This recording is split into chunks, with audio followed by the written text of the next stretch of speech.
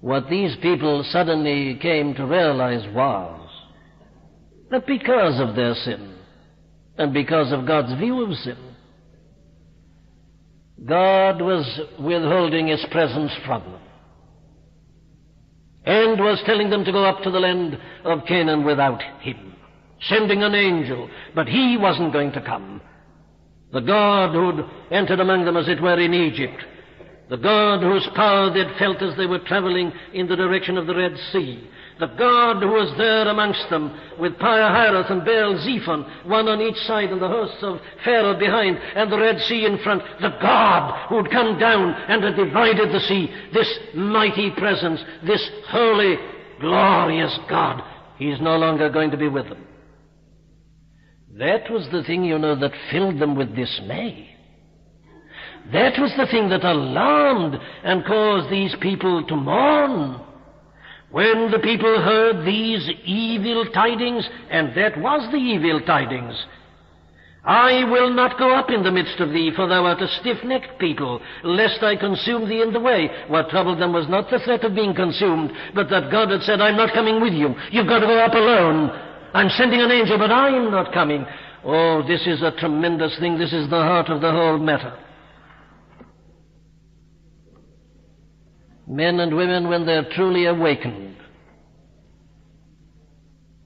begin to realize that there is nothing which is so serious as to be without the presence of God.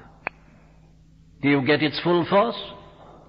God was sending them to the promised land. God was saying, go up. I've promised you the land of Canaan. I'm going to give it you. You shall go to the land flowing with milk and honey. I'll send my angel before you to destroy these enemies, these Amorites, these Hittites, Perizzites, Canaanites, Hivites, and Jebusites. Go along. Go up to your promised land. I've brought you out of the captivity of Egypt. I'm sending you on. Go ahead. Lead them, Moses. I'll send an angel with you.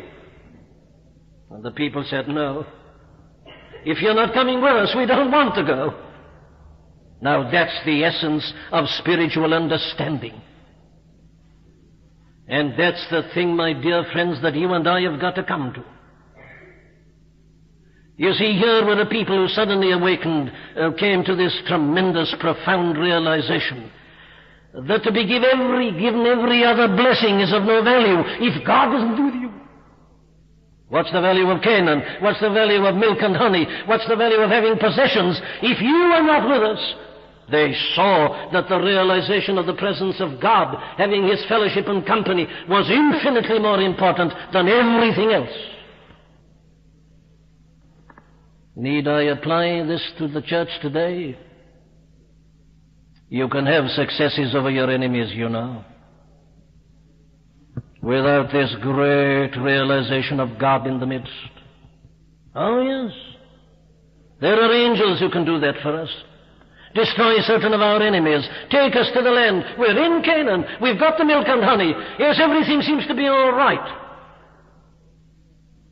There's an appalling verse in Psalm 106 where we are told to the children of Israel, God granted them their requests, but sent leanness into their souls.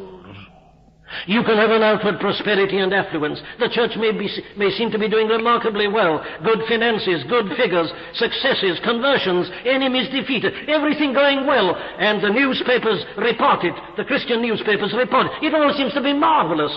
But the appalling question I ask is this: is God in the midst? Is He really amongst us? Are we aware, as we should be, of His glorious presence?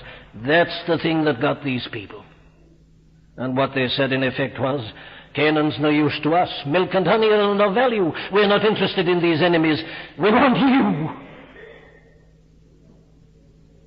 Oh, says the psalmist, it is for thee I cry out as the hart panteth after the water brooks. So panteth my soul after thee, O God. He's not after blessings, he's after God, the living God. Yes, says Paul, oh, I've been a successful evangelist, I've done so much, but oh, I'm not satisfied, that I might know Him and the power of His resurrection and the fellowship of His sufferings. No, they said, we can't go on without you. The presence of God is essential. They came to that realization.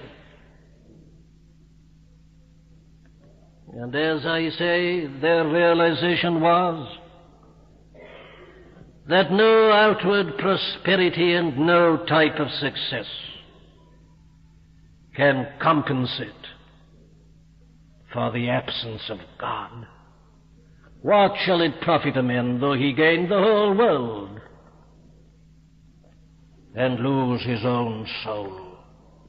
Christian people, I'm not asking you this morning whether you're living a good life. I'm not asking you whether you're happy.